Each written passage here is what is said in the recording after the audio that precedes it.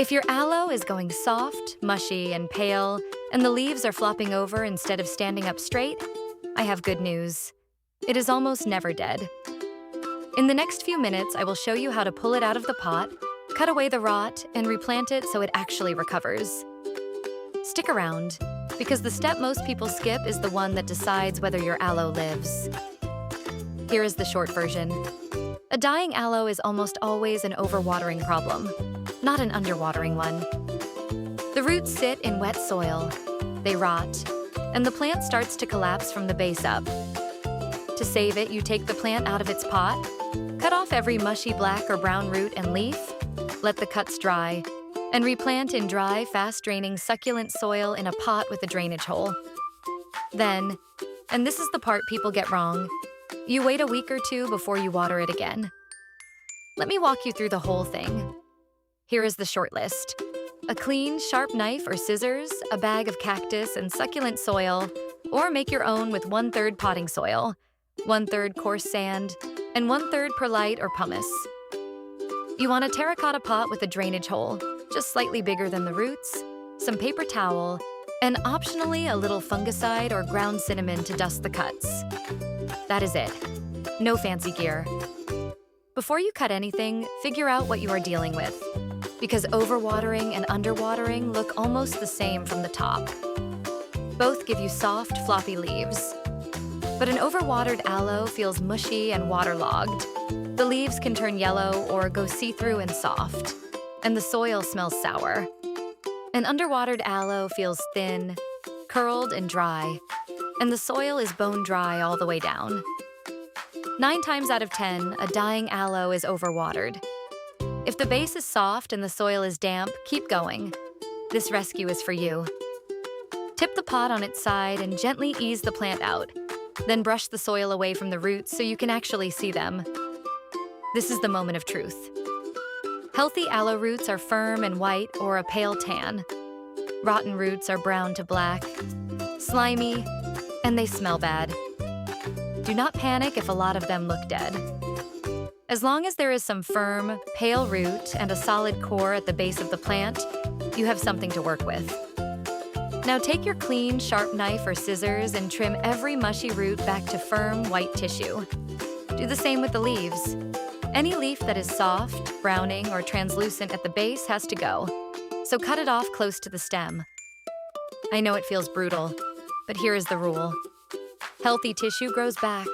Rotten tissue never does, and any rot you leave behind will just keep spreading. Wipe your blade between cuts so you are not moving the rot around. And if you have it, dust the fresh cuts with a little fungicide or cinnamon to keep fungus out. This is the step almost everyone skips, and it is the one that saves the plant. Set the trimmed aloe on a paper towel, out of direct sun, and just leave it there for a few hours, up to a full day. You want the cut roots and leaf wounds to dry out and callus over. Planting a fresh, wet wound straight into soil is basically an invitation for the rot to come right back.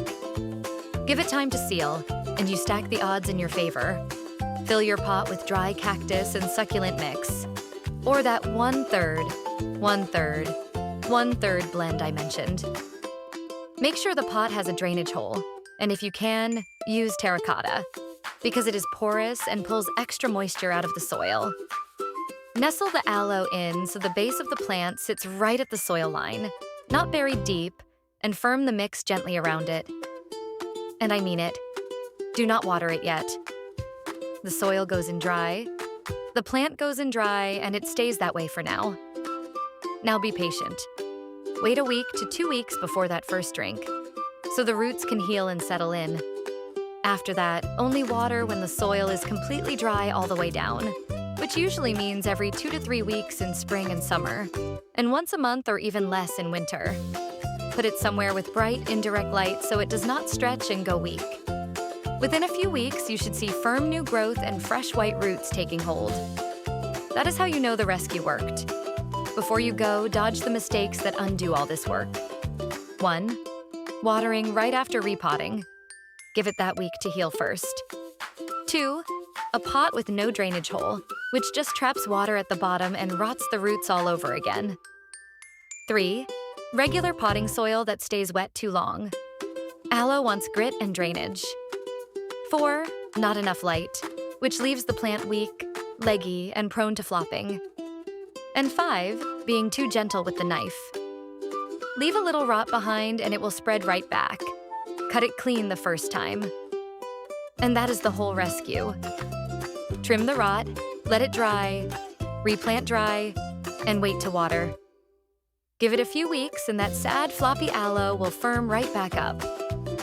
If this helped, subscribe, because we put out simple plant rescues and grow guides like this every single week. And for the full step-by-step with photos and our exact soil recipe, check the link in the description over on the Gardening Dream blog. Now go save that aloe.